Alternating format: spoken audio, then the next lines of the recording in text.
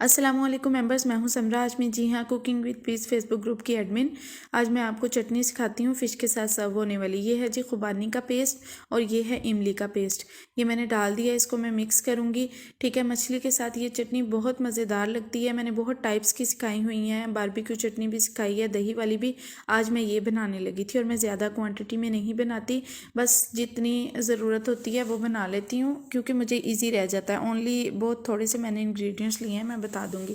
अब इसमें स्पाइसेस डालेंगे। चीनी डाली मैंने, ठीक है, ज़ीरा डाला मैंने कुटा हुआ, और ये रेड चिली फ्लेक्स डालें।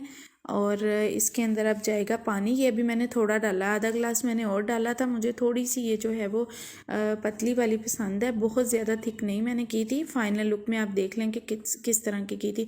ये जर्दा रंग है, इट्स कम्प्लीटली ऑप्शनल, मैंने डाला है, आप नहीं डालें, ठीक है। नमक डाला मैंने थोड़ा सा इसके अंदर, और इसको मैं मिक्स करूँगी और बस पकने के लिए रख दूँगी। इसमें आधा गिलास मैंने पानी भी डाला था, और फिर ये देखें इसको पकने रख दिया। मेरी तमाम रिटर्न रेसिपीज़ आपको मेरे Facebook group cooking with piece में मिल जाएंगी।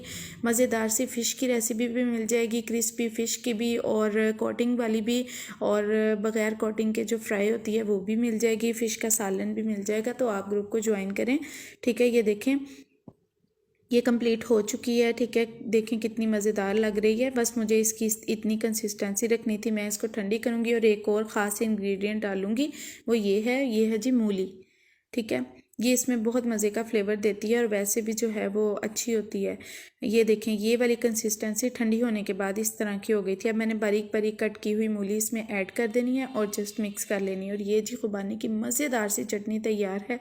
फ़िश के साथ खाएं, फ़िश के बाद भी 2-3 चम्मच इसके लें। स्पाइसेस अपनी मर्ज़ी से रखें और बहुत मज़ा आता है। यकीन करें आप बनाएं और लाजमी मेरे ग्रुप कुकिंग विद पीस में फ़ीडबैक दें, ठीक है। मुझे लाजमी अपनी दुआओं में याद रखा करें, और जब भी कोई चीज़ बनाए बस दुआ कर दिया करें मेरे लिए। और मुझे खुशी होती है जब आप लोग मेरे ग्रुप में मुझे फ़ीडबैक देते हैं, तो काफ़ी अच्छा लगता है।